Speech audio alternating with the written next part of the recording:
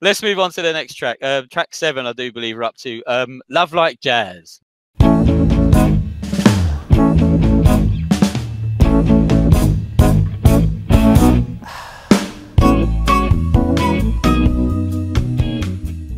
Love like jazz.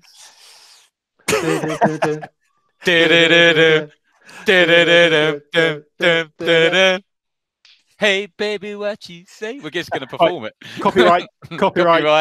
Yeah, fair use. This is a bit of a feel. I think again, like a bit like Rainbow Children. I always think of, I don't know why, I always think of sort of a bit of mellow, a little bit of like I say, it is literally, it does what it says on the title. It literally, love like jazz. You know, it's that kind of upbeat, bouncy. It feels a bit like strolling in a sense of it's just very light and airy. Not just compared it to that. No, in the feel of it. I think in the feel of it. Let's take a drive. I think in the feel of it, because it's very light and airy. I'm not saying it's, you know, lyrically the same, but you know, I think you know, I think in a sense it has that kind of, I don't know, it's very light. I like the line where it says, you know, I want a lover that can improvise and stuff like that, and I think that's quite good. I think it's it works well, and it could have fitted on the Rainbow Children, I think, in lots of ways. But I like it. It's just very it's one of those tracks that I never think about too much, and yet when I'm playing the album, I listen to it and think, oh, you know, that's actually better than. Why didn't I remember that so much? And it's not like to say it's a standout track, but I think it's a lot better than I always remember it being. And it always makes me, I always leave with, you know, sort of smile on my face. But I think it's still very, very light touch, very something Prince, you know, really does when he sort of, you know, just almost kind of relaxing, like enjoying his kind of music. But I don't know if I like it as much as Graham. Go on. Here we go. This track, I always go, 7 out of 10. And then by the end of it, I can't stand up in public because I can't, because I just think it's masterful. I think I wrote down several words here. I wrote genius, grower, sleeper, background vocals, and nobody else could have done this. That's 3 words. Go away and write me a jazz combo, jazz song, and use some metaphors that have never been used before. And then he comes back with that. This is bloody ridiculous. I haven't got a lot to say about it, because it's not a song that I've listened to so intently that I know it lyric for lyric.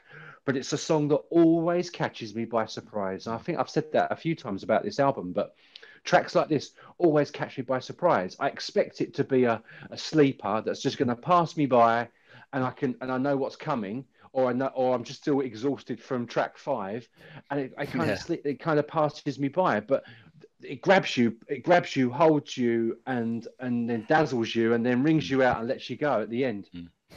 And I find it's a stunning piece of work. It's maturity in the songwriting, and maturity in using metaphors and innuendos that nobody else has used before. Just take this song to a different place that he hasn't really done before. And the only song I can compare it to is in a large room with no light.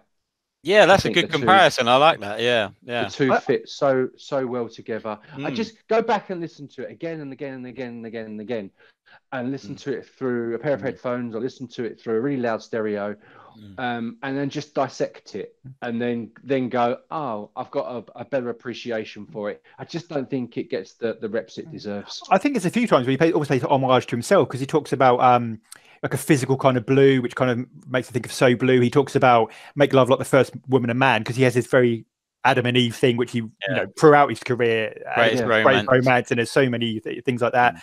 And he also talks about, you know, there's a part, is it, where he sings, you know, I don't care what you learned in lovemaking school, whatever that is. Only Prince. I don't know what. It's not even just about him knowing he's the best. It doesn't matter. Yeah, I know it. I know it. Yeah. As a great, I do like the bit where he talks about the notes you should play should be reaction to mine. I know, that's great. Yeah, that's great. And I want to feel like I've been hypnotized. If you think you can, then let's go for a ride. So he wants to be, So I think the thing about this almost reminds me of that. It's very much Prince. I love you, baby, but not like I love my guitar. In a sense that this is like I love you, baby, and I want you to be as good as the music I love. Almost like I want you to be. I want you to love me, or me to love you the way I love music. And it's So I think there's I will go back and listen to it a few times now, just in honor of mistake. Well, I just as well. The guitar's different, kind of solo as well on it, isn't it? As well, I really like that as well. Where it's kind of more melodic, longer solo, isn't it? Because you could easily get that wrong. You could easily go overboard and put an inappropriate. But Prince is very good at choosing that touch. Just enough. It's always different every time, and that's the thing about Prince. He had that versatility. He wasn't just a standard rock guitar. He could really twist it to what he needed. Absolutely. He can make that. He makes that guitar talk on that track. On this track, I think it speaks rather than just plays in the background, and it can come across a little bit cheesy. I think you've got to be in the right mood, haven't you? I think you've got to be in the right mood.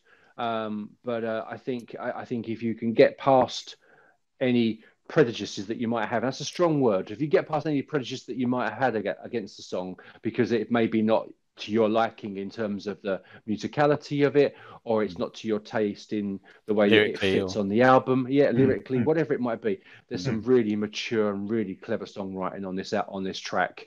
And just it's not in my top 3 or 4 on the album, but it's still a 9 out of 10. That in a sense says something about the album, doesn't it? Like you say, because the tracks that are kind of like, I don't just mean album tracks derogatively, but the tracks that are kind of not necessarily standout tracks are still top draw. Still top draw. Exactly. Okay. There is a 9.5 out of 10 as opposed to a 10, but this Colonized Mind's already on 11, so I don't know where we're going. That's unscorable. That's unscorable, man. Okay, let's move on then. So where are we up to? Is it track 8? Is it 77 Beverly Park?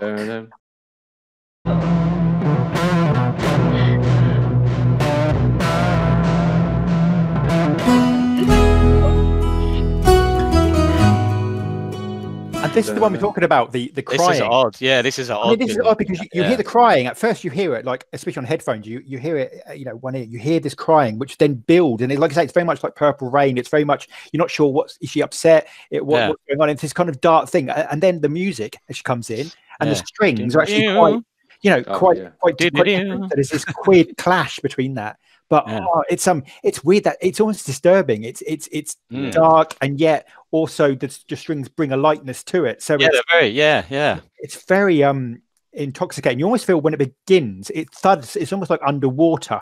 During the pounding kind of drum beat, and it's almost like these panicked breaths behind it, and it just almost resonates in your ear, and then builds and builds and builds and builds until you sort of come out of the water. But it is I don't know. It's dark and yet light at the same time. It is, again, like exactly what we're saying, what Prince does, yin and yang, yin and yang. Yeah, absolutely. Do you remember what your first impressions were when you heard this track?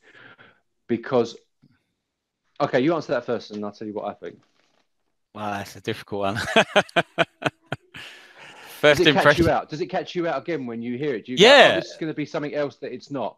Yes, it is. Yeah, it's odd. It was very odd. You sort of like, well, what's this? And as you say, you're not sure where it's going to go, and then it goes in this completely different direction. It's like, oh, okay. And you think, what's this all about? I think it segues perfectly between Love Like Jazz and Wall of Berry. Oh, absolutely, yeah. It's a brilliant segue, and it is like the cigarette moment. Love Like Jazz. And I think it's like he's just had his woman, and now he's rolling over. I think the noises you hear are her going, "Oh my God, I'm done." I think the noise you hear are her breathing. I think she's had enough of it. Oh, that's what it is it? It's a Marlborough moment.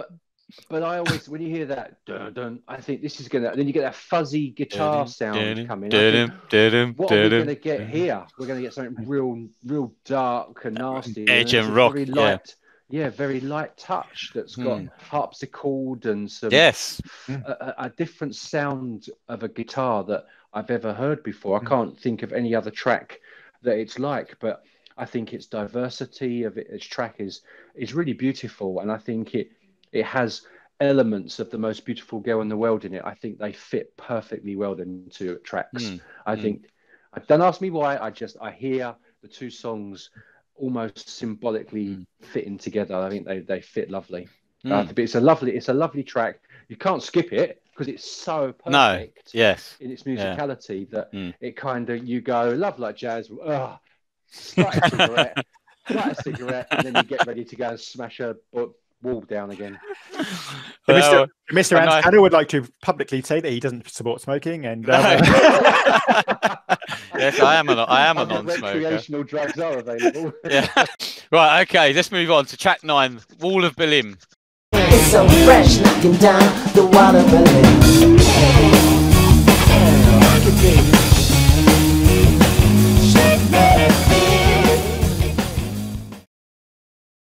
I must admit, I love that. I love anything that Prince does with a story song. I think some of his story songs are the best. And some of the lyrics here, I ain't superstitious and I don't believe in luck. I heard the thunder before the lightning struck. Are fantastic and sort of parallel hologram copyright. It's amazing. And the car comes expected like the Mother in the Park, or I think it's interesting that it's very upbeat. It tells a story. I think it's catchy as hell. It really is. It's so catchy. It's coming down like the Wall of Berlin. I come round about 9:45. It just works. It just fits so perfectly. This is because Prince often talked about the Wall of Berlin back in 3121 when it's coming down. It's going down. You're like the Wall of Berlin, and he loved that. And it's interesting because you can interpret it different ways about, we just met, or at least we pretend. It's so fresh knocking down the Wall of Berlin, and you sort of you can create this whole image of people who perhaps had this illicit affair going on, and but they knew it. It's you can interpret it a number of different ways, and it's quite interesting. Does it hint at this relationship that they're having, that they know each other, but it's sort of some kind of almost like a date night? You just don't know. It's so many different things you could interpret it as.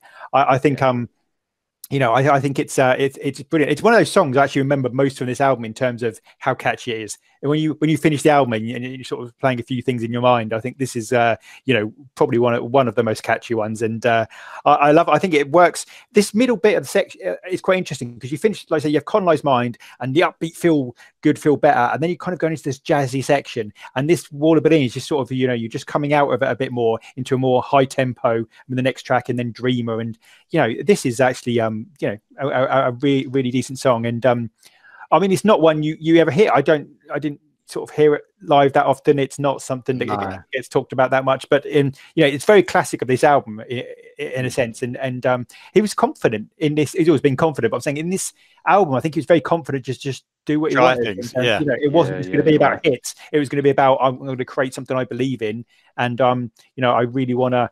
I mean, you got to understand, 3 discs in those days wasn't, most artists don't do that, because I know, this is an underrated top, but I could say all these tracks are probably underrated in terms of how much play they actually get, really. I mean, perhaps the estate can push them a bit more, but we'll see. But to me, this track is all about the musicality. It's just ridiculous. The guitar solo at the end is, oh my god! I mean, there are these 2 segments where it's like he's interpreting a train coming, isn't it? That's what he says about the train. You go, and it gets faster, and then the guitar. Yeah, and then the guitar just goes into overdrive. He just goes nuts, and you're just like, I remember when I first got this album, I was listening to it on my earphones in a queue in a supermarket. Oh, you're kidding! The exciting world of Mr. Ants. I was doing my shopping, got to get some bits in for the wife, and I'm standing there with this blaring out, and I've never heard it before. And I'm thinking, where's this going to go? And it just keeps going and going. And people are starting to look around because it's that loud, and the drums are going. It's just unbelievable. I mean, the end of it, you're just shattered. when that last bit finishes, you are shattered because it is just ridiculous. It is ridiculous, and oh wow, just the music in this track. You know, sod the lyrics. It's all about the music. I just love the music in this track. It's just those two segments I could just listen to over and over. Oh wow, wow. Go on, Graham. Here it is, guys. 9.5 out of 10. Oh, Second best track on the album, probably. And I say this through. It's probably his greatest solo on record. oh, big claim, big claim. Oh, do you want repetition live? Do you want repetition live? No, it's live. Yeah, I know. Probably, we're still on a CD. Oh, controversy. Probably his greatest studio solo. Right. That is a big call. This track soars like a fucking jet plane. Yes. It just goes like that, and then just when you think it can't go any further, afterburners, and off we go. I nearly ripped the steering wheel off the car because I was drumming so heavily along to it and air guitaring. Do not air guitar in your car. Yeah, man. Yeah. Oh, Jesus. How many laws are we breaking? This is a public service. That's why I'm drinking, smoking, and texting at the same time. Yeah. What's really impressive about this track is the delivery. The lyrics we've spoken about, but it's the delivery of those lyrics and the focus that he gives to it. And you're all just kind of waiting for it. The key change comes in. It soars like a jet plane. And all I really want from this is I want an extended version. Because you want more, and in the background you can hear it fading, and you can hear the guitar solo kind of just fading out, and you just want to hear it come back in again and soar again, and hear another 15 minutes of that. Oh yeah, and I'd be happy. I think this track is unreal. Yeah. Couldn't agree more. It's interesting again. They recorded that in 2004. He waited sort of 5 years for it to come out. He obviously had Wall of Billion on his mind because with 3121. But they said that I think it's Michael B. They said 3.5 hour session. They recorded 11 or 12 tracks, including this one. Yeah. Now that's when you look at some of those runs he does with when they sit down with Michael B. and they just go through and they'll come up with song after song, and it's just the basic track, and it's just remarkable. Yeah, so that was Wall of Billion. We'll move on to track 10 then, which is Money. Standing over there trying to be gangster, copping your favorite lean. You give her the head nod, oh my God, you're the craziest thing she's ever seen, but you're dancing. Oh, do you know what I love about this? I love this trying to be gangster, copping your favorite lean. I love that. It's hilarious. It reminds me of a kind of a 50s kind of feel. It has a bit of courting time. I think that courting time from Emancipation, it's very much is a kind of upbeat, almost funny, almost old time kind of it's like I love it. It's almost something I can imagine people sort of doing a dance to in the 50s and 60s, and I think it's very classic and very iconic. It's from a time before. Did you say something like, with these grills and rims, you'll be the illest on the scene or something? Yeah. whatever, get your music, you'll be a party machine. It's kind of mad. It's like your favorite lean. I love that. Cupping your favorite lean. Yeah, it's great, isn't it? Yeah. It's kind of one of those things where you got this image of this guy walking in a party trying to be really, really cool, and we all kind of know where he's at, but it's is it quite going to work? And they're all dancing in it. It's from a different world. It shows Prince's kind of musical range, because the fact a person can do this. They can do When Doves Cry. They can do Colonized Mind. They can do. I mean, it's just ridiculous. His breadth of music, and I think that's the thing. One of the amazing things about Prince, he's just knowledge of music and how way he can take and absorb lots of different genres, lots of different styles, and bring it and make it into his own as well. I don't think there's any other artist who has the range of Prince. No. He can do the heaviest rock guitar. He can do the most light, funky pop stuff. He can do jazz. He could just basically, you know it musically, and he could do it. And I think this is another example of doing a style that, quite frankly, a lot of people would touch. Yeah, absolutely. It's the fact that he was open to it all, wasn't it? He was open to every style, and he'd interpret his own way and mesh it all together. Even doing orchestra, everything. I mean, come on, it's amazing how many modern pop stars even go, get near doing anything like that. Well, that's the problem. Have his tracks rewritten in that element. They're already got the basis there, haven't they? I think that's the problem. A lot of artists now not all of them, but some of them will hit upon something. They'll say, "Oh, that's been successful. Do another one of those. Do another one of those. Do another one." Slightly different. Whereas a Prince is worried about the musical journey. It was about giving you what you need rather than what you want. And I think that's the thing I like about Prince. Every single album I've listened to ever with Prince, the first time I've listened to it, I thought, that's different to what I expected. That wasn't what I expected. That's something different. He's sort of taking you on this journey, and it's not a case of I want something that doesn't challenge me, or I want something that doesn't. Yeah, that's what Prince does, and he challenges the listener. Yeah, absolutely. And this is how many Prince albums have you ever listened to that you've gone, here's the last album, and then here's the next album in sequence, and it sounds exactly the same as the previous album? It's never happened. No. And that's the amazing thing, because like I say, he did that right from early on. Even Purple Rain, and Purple Rain was the hardest time to do that, because it would have been so easy. He said himself they need to start off with Let's Go Crazy Part 2 on the next album, but the fact he then said I'm going to be an artist, I mean, he said it before with Dirty Mind, but it's very much the case of he would not follow the same thing. He would do a different thing. Yeah. I think the only time it was when he first started. The first two albums very much like one piece musically, and then you get bang, Dirty Mind, and from then on it's just different. Every single album's different imagery, everything. But even then, for you and Prince have a very different feel. For you is a much more mature record in the way that it sounds. Production levels are slightly better, but you're right. The sound of the album is very similar. Yeah. But what happened then with Dirty Mind and Controversy was all part of him laying down ideas that took him to where 1999 went. Yeah. I think you can see the progression, even though it's different. I think For You was about. I think he said himself about it was almost too perfect.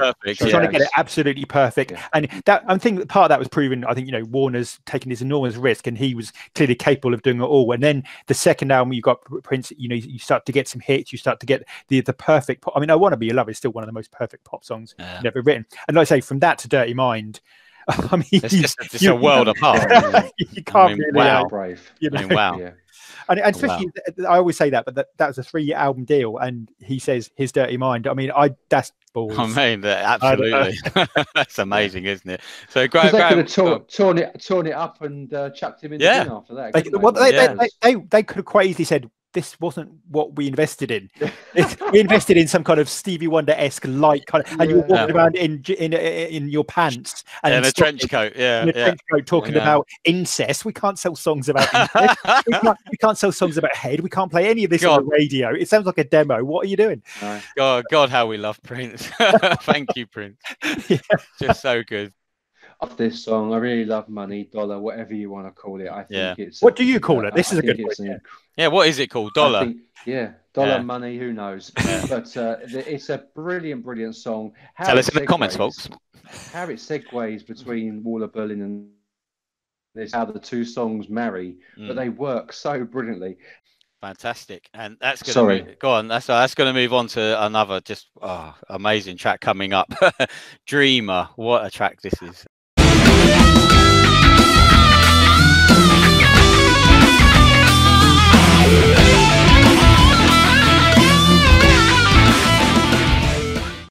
So, Dreamer, what an incredible track. Who wants to go first on this? Probably the best track on the album for me. So, who's going first? Wow.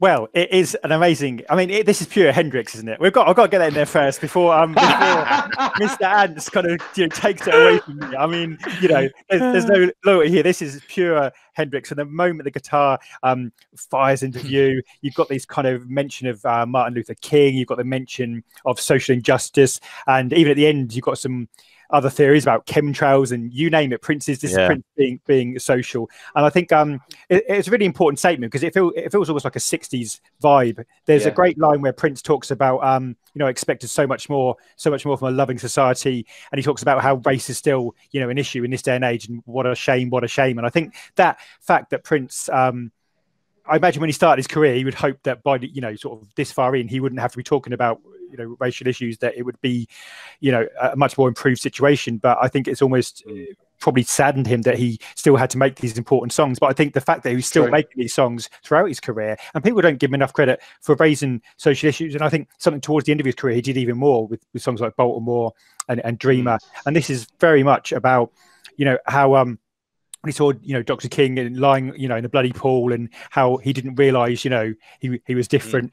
There's some great lines about you know, we're in the same boat, but I'm the only one rowing. I love that. I love that. Yeah, that's my favorite bit. Yeah, I love that. Yeah. But the guitar solo, I mean, the whole thing's a guitar, but it's just pure. I mean, this from some of these songs establish themselves in the first like 5 to 10 seconds, and this after 5 to 10 seconds, you know you're in for a classic. You know where you are, don't you? Yeah, you do. It's like you know you're in for a classic. I heard the first sort of 10 seconds. I thought this is classic. I hadn't heard it before. This is absolutely just the moment it goes. Wow, this is the one. And you think, wow, I know what I've got here. Exactly. Yeah. I think the Jay Leno performance is amazing. I mean, I've seen that in a beautiful HD, and that it kind of saddens me in a sense, because that is the kind of quality of stuff that is out there, that could be put out there, that a lot of people haven't seen. And you see you know, see that in HD and you think what could be possible, but that performance was just amazing. That was pure talent in a world where it is. It's effortless. How often do you see that, somebody playing that guitar that well on a TV show, and you look at that and think it's almost like from a different world compared to nowadays, and you think when you're totally born natural, you know, it just that is just a gift, you know. It was almost like saying pop stars that are now miming over backing tracks and not even playing instruments, and that is just absolutely effortless, that performance. It always leaves me breathless, that performance. It's just quite stunning. It really is. I mean, like you say, he's just, you know, just chilling for the night. He's just like, yeah, this is what I do. this is natural. But it's such a powerful song. Cheers, Prince. I love the way. I just love the way with the guitar as well. You say a lot of people used to say, "Oh, he's like Hendrix," just because, you know, he's a black guy with a guitar. Basically, it was, you know, he sounded more like Santana, with the way he played. But it's just the way. For once, he says, "All right, then I'll show you that I can play like if I wanted to play like Hendrix." And the moment he opens, that opening, you know, salvo, if you want to say, is just pure Hendrix. Here he goes, and it doesn't let up, and it's just incredible, isn't it? It's so heavy. And it's just one solo after another, and it just wow, it's just incredible. And it kind of builds, very powerful. It builds, it really builds, doesn't it? Yeah. I think it's a really important point you say about Hendrix, because he was often compared to Hendrix, whereas, like as you say, it was more Carlos Santana. I know, obviously, in his yearbook, he put about Carlos Santana. He felt that Santana played a prettier kind of style, and I think it's interesting that this time he has gone pure Hendrix, and it is just amazing the way it ramps up. It's just, you know. You've got social commentary. You've got amazing guitar solo. This is a highlight. What's not to like? Yeah, what's not to like? It's just amazing. I don't think Hendrix could play this though. Yeah. Well, Eric Clapton did say. When are we going to start comparing guitarists to Prince? It's a crime, isn't it? We always say, "Oh, it's very Santana, it's very Hendrix, it's very whatever." When are people going to start listening and standing up? I'm not criticizing your review, Jay, in any shadow, but when are we going to start standing up and going, "This is Prince. This isn't him copying Hendrix. You can't copy Hendrix." Because it would sound like Hendrix. This is completely different. Prince takes it onto that level, doesn't he? Absolutely, head and shoulders above anything that Hendrix ever laid down on vinyl. Anything, and that's the difference. This album is very much like that. We've said this a few times on the review. This is what the fans wanted. This is what we dreamt of trying to emulate what we saw live on vinyl. And as a Hendrix fan, to a certain degree, you never recaptured what he did live on vinyl. But here we've had it with Crimson and Clover, we've had it with Wall of Berlin, and now we've got it with Dreamer, and this is simply incredible. And there's two live versions. You mentioned Jay Leno, but there's also one which is absolutely incredible, which is the Montreux third series, the third show at Montreux 2013. I mean, he does an incredible version of it there. But wow, stop bloody comparing him. I know, it's so difficult. People always do, don't they? As you say, I think because it's always easier to compare with something that's gone before you, isn't it? That's the trouble, isn't it? They always do that. And as you say, Prince is one of the most underrated guitar players that's ever existed. Famous quote of Eric Clapton, isn't it? When he was asked who's the best guitar player, he said, "Don't ask me, ask Prince." You know. I think it's a good point. I think a few artists are getting compared to Prince a little bit in like Heart, and there's a few others, but you're right, he doesn't actually get. The weird thing about Prince is, in a sense, he could take every style, every genre, whether it be jazz, whether it be funk, whether it be guitar, and he would master those and take him into his own direction. But the fact that he could do so much, there's no style of music he couldn't do, and I think that, in a sense, almost He is. I mean, I love the fact, I always said, whenever you walk into a record store, he's, you know, I've been in record stores where he's funk, pop, soul, independent, you name it. They can't categorize. I mean, you're right. No. We just need a section saying Prince. It's just Prince. Exactly. Exactly. That should be. That bloody should be. Yeah. This is the Prince section. I'll send an email to Mike Ashley now in readiness for the HMV. Right, yeah. Yeah. Buy HMV.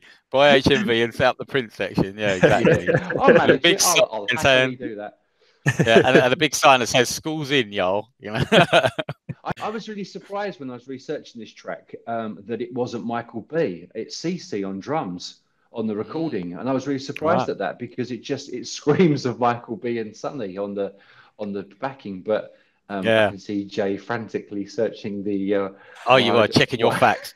CC. I didn't know that. That is a really good point because I think you know at those drums on this.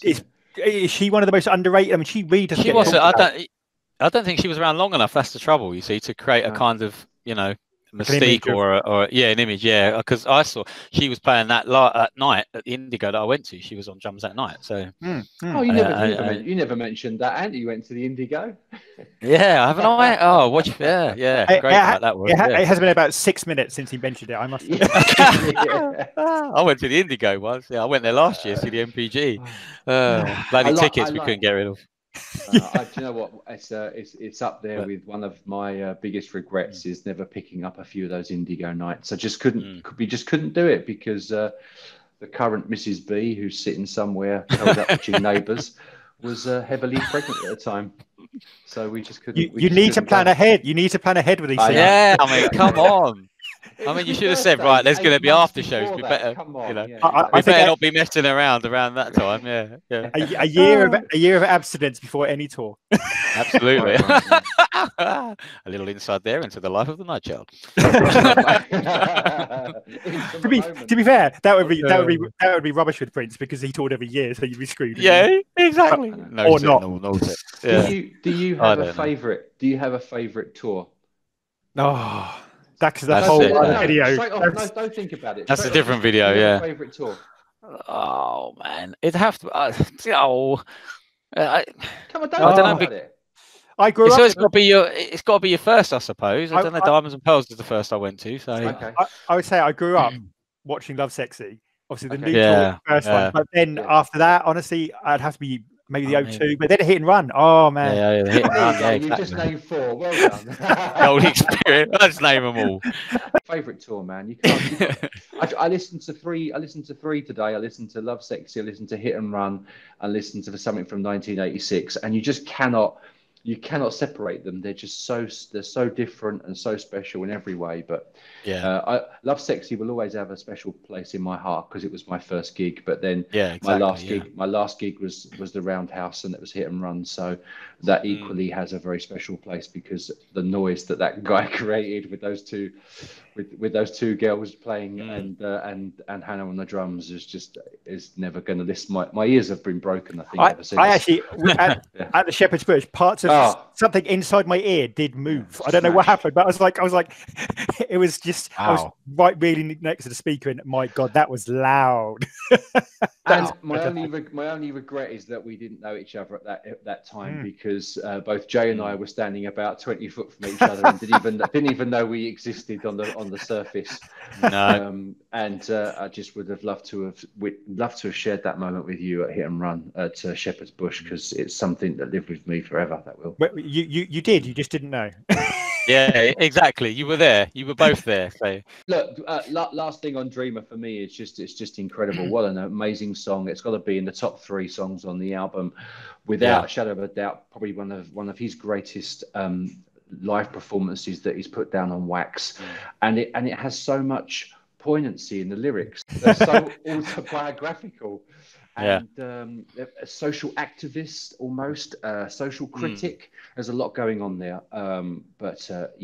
Go find those live versions, guys, and tell us what you think in the comments. Yeah, absolutely. As you say, the very powerful stuff that Prince is talking about in this song, you know, really is relevant as well today. Very relevant. Yeah, absolutely. And these are kind of tracks that Prince does, that these social commentaries, they're kind of thing once you hear it once, those lyrics, they just stay with you forever. You never forget. They're very powerful stuff. It's just incredible tracks. Definitely, it's got to be my favorite, I think, on the album. It's pushing it. Wow. Crimson and Clover, Wall of Berlin, but I think this one takes it for me. I think definitely. Not Any the final morning thoughts? Not the morning after. No, that's a good one. But no, definitely Dreamer. What about Jay? Final thoughts on Dreamer? You like to say the social commentary is as relevant now as it was, and to be honest, it's when you put a fantastic musical element with fantastic lyrics which mean something, which actually have a powerful statement, then I think and Prince spoke with some authenticity. He lived that experience. He was a black man in a kind of part of America which is largely predominantly white. He grew up very much aware, I think, of race and identity, and I think it's incredibly important. And he became more and more involved in that as time went on. And I think this is one of those tracks that when people say to me, "Oh, Prince was just this. He was in the '80s, or he did it," I say, listen to this. And Prince did not stop, and Prince produced quality throughout. This angers me so much that people think this is peak. Sort of Purple Rain has just slide down. When you listen to this, you knew he was doing it all the time. People might have got lazy to it. They might not have heard it. They might not have realised or appreciated it. But this is as good as anything he's ever done. Top 5 album for me, guys, without a shadow of a doubt. Yeah. Fight me. There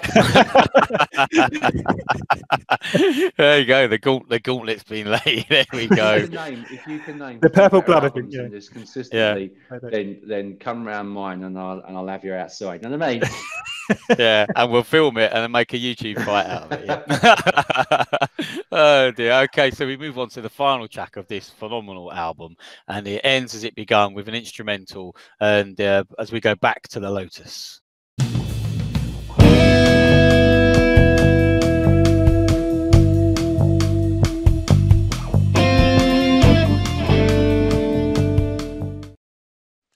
So, guys, back to the Lotus. This is absolutely incredible. This blows the first outing out of the water. This track is a standalone piece of music that is quite simply probably his best instrumental track of all time. Apparently, it was recorded with Sonny T and Michael B as part of a session where they recorded, and I'm reading notes here, apologies if I keep looking down, as part of a session they did 3121, Colonized Mind, Love Like Jazz, Wall of Berlin, Planet Earth, and Guitar. Not bad. That's right. And they went, do you know what? That'll do for today, lads. Let's call it a day. Yeah. It's a light OMG. Yeah, that's that famous 3.5 hour session, isn't it, that they did? Yeah. That's it. And it was probably the last track they ever recorded together by all accounts. Yeah. But yeah. This is... So I just have to say that I love that bit. Some people spend about 3.5 hours in the morning just trying to get their email up or whatever, or just trying to work out. and Prince laid down a whole load of hits, just like off the probably back, some of the most diverse and quality, the diversity and the quality of those tracks that he laid down in those 3.5 hours. I mean, ridiculous. Come on. Then actually, I might make myself a little mini album tomorrow, guys. There's a little challenge for you. Put those tracks together and listen to those as a one piece. From That's the a great Lotus idea. back to Lotus, sandwiched at the end, in between 3121, Colonized Mind, Live Like Jazz, and the list goes on. Make a little mini album and hear the genius of those three guys together. They are the... That's a great idea. I think everyone should do that. That's awesome. Yeah. Jay, what do you think about... I love it. I think it's a fantastic track. I think the way it bookends the whole album, it was really good, because it reminds me very much of in the mid-90s when Prince was talking about everything being an experience, like the gold experience or the live experience, and it kind of brings it into this dream. You enter the dream through the first track, you have the album, and then the bookend sort of last track drifts you out of that album. Like you've had this experience, you've had this amazing kind of dreamlike state, and you've now come out of it. And the way and they're quite amazing songs, because they're not concert closer kind of big opener tracks. They're just they pull you in with a kind of musical confidence and sophistication that is really showed where he was as a musician. But it's brilliant because it just brings in that experience. You've had this experience and you're drifting out of it, and it just works so well. And to do that musically, I think Prince, in a sense, I think there was sometimes a bit of, I don't know the word, snobbishness that because Prince was popular, oh well, he couldn't have been such a good musician as people say, and he almost straddled that divide between being an A-list star and being a kind of cult following. And I think he didn't get the appreciation as a musician that perhaps he would have got if he was less commercial. But you can't, you know, whatever Prince does, if he went commercial, they say, oh, he's selling out. If you focus on an experimental jazz album, they go, oh, he's not popular anymore. But Prince wasn't confined by that. No, he thought, I'll do what I want to do musically, and I'm not going to keep doing the same thing, you know. Go listen to the guitar solo on the end of this. Go listen to the guitar solo on Back to the Lotus and tell me this guy is not credible, man. Come on. I know. I think as well, I just want to go back to what Jay was saying there as well, you know, about not getting the credit and about whatever he did, he couldn't win. And I think as well, we all knew that he was only ever going to get the credit when he was gone. You know, that, you know, that's the time when everyone will suddenly go, oh, Prince was a genius, you know, he's amazing, he could do this, could do that, you know. But at the time when he was alive, as you say, whatever he would do, he'd get criticised one way or the other, you know. But it was really strange, you know, because you had that with the O2 shows, you had that with 2014, people go, oh, he's amazing, this comeback. And like I say, he would have a comeback. Never went away. twice a year. And you think, when was his comeback? He was doing it year after year after year after year. And people just, like I say, his music never changed. Maybe the audience, you know, around. Yeah, maybe the audience changed. But you know, I think it's a shame that I'm glad people are appreciating him, but I just think at the time I don't know what why people didn't, you know. I mean, obviously a lot of people did. A lot of people knew how amazing he was, but like you say, I don't think he perhaps got the recognition, and certainly he didn't get the. In some ways, it's a mad thing to say for someone so successful, but I think for the last half of his career, he didn't get the popularity he really deserved. There's a lot of reasons for that. I know he didn't want to go down the Warner Brothers, you know, every year you do a tour, you do an album, you do a video, another video and whatever. I understand all that, but I just think that serious musicians, when you are serious musicians, top, they all respect the hell out of him, don't they? They all respect the hell, and that speaks volumes to me. That says, you know, people who are bassists go, he's a phenomenal bass player. People who are pianists, keyboard players, people who are drummers, they say, you know, and when they say that, you think, that's exactly. He's got respect. He's got respect. Absolutely. And tracks like this. Do you believe the recognition's coming then, as just deserved now? Interesting. Go on. I think that some of it will. I hate to say this, but some of it will also depend upon how the legacy is handled and getting the stuff out there, because a lot of this stuff is phenomenal, but so few people are getting to see it. Because if it goes on YouTube, it gets taken down. It's not released officially. Live, I mean, concerts. You want to see the greatest live performer? You're going to see maybe four or five DVDs if you're lucky. That's it. You're not going to. There's not even an official document of every tour. There's no official document of hit and run of the O2 shows, of so many concerts. And you think, or Gold Experience. I think it's important you get that out there, because we remember it, but we need it to be held in posterity and physically out there, so people will be able to enjoy it from now on. Just go about those TV before we're going off the track, but before before the TV appearances. We were talking about the TV appearances as well, like the, you know, HD quality ones. Why can't they be uploaded to the official Prince channel? I just don't know.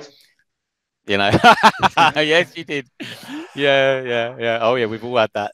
Copyright takedown. Yeah, it's bizarre. You know, it's bizarre. Like I say, there's so many things that are bizarre. You know, you want to watch Purple Rain or look at Purple Rain. No, you can't go to the official channel. You want to see Jay Leno, Dreamer. You can't go to the official channel. You want to see, you know, a live concert from Prince. No, sorry. I uploaded a live version of Colonized Mind on my channel. Mr. Purple Music, guys, subscribe. You can be a patron. Yes. And I had like 10,000 views on that in 6 months. Wow. So there's a demand for this product. Yeah, absolutely. It's a close gate community. I get that, and then we are a select few, and you can base that on the last few albums and how much they've sold and how much they haven't sold. So there is a close gate community, but we're doing these videos, guys, to broaden people's horizons and try and get people into the music. We all started in this way, by somebody talking about him or by somebody sharing a piece of music that we hadn't heard before. A bloke in a white van who shared the Black Album with me in 1987 started this journey for me. I think that's really important, because I had someone just like that when I first got into Prince, listening to Bat Dance. He said, "Oh, you like Prince?" And he had all the albums, copied them for me. I bought them since. I have to say, every time I bought them since. And he copied them for me. And do you know what? He opened my world to that, and a few videos and TV. And he just by somebody doing that, you know, started me on that lifetime journey. So exactly. Yeah, and we want, and now you go on the internet. So we are, I suppose, in a sense, we're kind of playing our part in doing that. In that, you know, if you want to get into prints, you know, let's. How interesting as a newcomer to the Prince catalogue, because we all started on as a point and went forward because there's a new album every year. So we went forward, but at some point we had to stop and then go back and look at all the years prior to us becoming a Prince fan, and that was really difficult. And so from about 84, 85, I started to know him, but I really started getting into him around 87. And that's when I then went, I might go and see this guy. I don't know what he's all about. I might go and see this guy. I went to see Love Sexy. I was like, wow, mind blowing. That's a mind blowing tour. To go and see as a 16-year-old. So like, yeah. Came home and I remember walking in like just drenched. And just stood at the top of the stairs, like, oh my god, it was bloody brilliant. Just couldn't quite believe what I'd seen. You were spoiled at that point. I think you were spoiled, weren't you? It was like, you know, that is a hell of a. What a time cut your teeth on. But that was what that was all about. It was a new journey in a new way. So, and this is why we do these videos, Guy. We're not doing these videos for some self-recognition or to make ourselves feel better in some cathartic process. This is about sharing the legacy and getting people to share the love and spread the purple music. Absolutely, yeah, couldn't put it better. Very important, absolutely. So let's swing it back to the Lotus thing. We're doing the Lotus album review, are we? We're doing the Lotus. Do you remember that? Yeah, do you remember that? Yeah, we're on the last track. So yeah, as you say, all those things we were talking about, it just shows, you know, in this last track, you know, to Prince to do that with an instrumental at the end as well, and it's very similar to reminds me of Love Sexy as well, of that kind of thing, having a kind of bookends, bookends, and does he mention as well about from the Glam Slam or something? He says at the end of this. It sounds as if I'm coming from the Glam Slam. There's some weird, and I always wonder about that, whether it is or not. That's what he's saying, but it's interesting. Somewhere in the South Pacific, Audio City, try and pump it through that and do some background, some reverse stuff. If anyone knows, tell us. Yeah, because it does sound like he's saying that, you know. But all these years I thought it was Audacity. Now it's Audio City. I don't know what's going on anymore. I thought it was Audacity. Audio made that up, haven't I? That was a follow-up. It was Erotic City. Yeah, that's a follow-up to Erotic City. Prince Audio City. I can see Prince has released Audio City. Yeah, wow. It is Audacity. Sorry, I just got my. I've got that's 3/4 bottle of wine for you on a Friday. To be fair, I think Prince could also sort of release Audacity as well. So I don't know. We could do both. He probably could. He probably already has. It's probably in the vault. It's like a follow-up to Arrogance on their Symbol album. No, it's musicology. Audacity. Yeah. A-double Audacity. Yeah. Oh dear. I don't know. Anyway, anyone final thoughts on that? The final track of this amazing album, Back to the Lotus. Any? I think it's just it's a perfect way to end it, and I think it's a hugely underrated album, and that's I think it's really important we chose this because yes, it's easy to choose, you know, Purple Rain or Silent Times, but I think choosing something like this where it is phenomenal, it's very high quality, and it's just not talked about. I don't see it talked about anywhere near as much as it should be. I really don't, and it's weird because you think of like I say 2007, he was 2006, 2007, he was at a new height, you know, Super Bowl 02, and yet this is released a little bit later, and it's just not talked about enough. And if anything we could achieve through this, it's just to get people to take a second listen to this album or first. But absolutely. Yeah. Weirdly, it came out as a 3-disc set, and you can buy MPLS sound in HMV. All the record stores are available, but you can buy it in HMV, and that's the weakest album of the two. And Lotus Flower is by far, in my opinion, in his top 5. The strong, just for the way that it's been. Just for the way that he's been able to transfer live performances onto vinyl or onto record, and that for me is what makes that album very special. And I played it to death probably every day for 3 years solid. Wow. No lie, every day. And I would skip certain tracks, but every day on my drive home to and from work, that would be my soundtrack home, and it would be consistently for 3 years every day. And I would just cherry pick tracks. It's that good that I never get bored of it. And I still now just makes the hairs on the back of my neck stand up. Yeah. I think it is really interesting how he divided it between MPLS sound and what tracks he chose, and how he separated that into more of a pop kind of. I mean, don't get us wrong, that's got some Dance to Me, Old School Company. It's got some amazing Minneapolis sound. So I think it's interesting to show the range, of this project. Whereas this is more, got more heavier guitar, and it's kind of more organic. Yeah. But I think it's really interesting how he had so much coming out of him, and I think this is quite interesting. How he chose to separate these two into these different sounds, and obviously, and also in a sense, what he did with Bria was something he hadn't really done before. In it, he made it, certainly when I got the 3D CD set, you had to get it, and that's quite a powerful statement, because it's not saying, oh, I've written this album, I've got this protege. It's saying, if you want to buy my album initially, you've got to, you got to buy into her as well. I think it's certainly amazing. Well, amazing. The Lotus Flower. It's been so great to go through this underrated and quite often forgotten album. It is a classic. You've got to find it, and hopefully this will be reissued so everyone can, as you say, get a hold of this, listen to it for the first time or the 1000th time. I've been listening to it non-stop again for the last 2 or 3 weeks in research for this. Just really appreciating how amazing it is as well. Yeah. Maybe we will do MPL sound at some point. We'll get to that, because it needs to be spoken about as well. There are some good tracks on there. That's some of my favourite. Old School Company, come on. Old School Company, I know, exactly. That is a great track. I was wrong to say it was the weaker track, the weaker album of the three. And I was wrong to say that. What I meant is that if that was a standalone release, we would be talking about MPLS in a whole different way. But Lotus Flower is on a different level, and that's just my opinion. Sorry. No, it definitely is. It is the strongest bit of the set. There's no doubt about it. But it's just fantastic. The range that Prince is showing off here. This is my guitar and my jazz, and this is my dance and my ballads and club and all that kind of stuff. And it's just doing the whole lot. It's an amazing package. Lotus Flower. What a pleasure, guys. What a pleasure. It's fantastic. It's been amazing. It has been amazing. I can't wait to see what we come up with next. What else we can, what other trouble we can get ourselves into. I just want to say thank you to you guys as well, because this is just it's meant so much. Come true. It is, because it's like I say, I only met both of you because of Prince, and Same, I mean, he did, like Ant said, he also he brings people together, and this is I always felt, the thing about listening to Prince, I always felt almost before the internet, no one in my school liked Prince. I was the only person of my friends who liked Prince. I was the only one, and it's actually just the community is fantastic. Yeah, that's brilliant. That's just what I always say. I think it's I take it as his gift to us from his passing was bringing us together. Yeah, thank you. You are my family, guys. I mean that deeply and truly. Yeah. Bless you guys. Thanks everyone for watching. It's been another MPG Trio reviews. Keep it purple, everybody. Peace and love.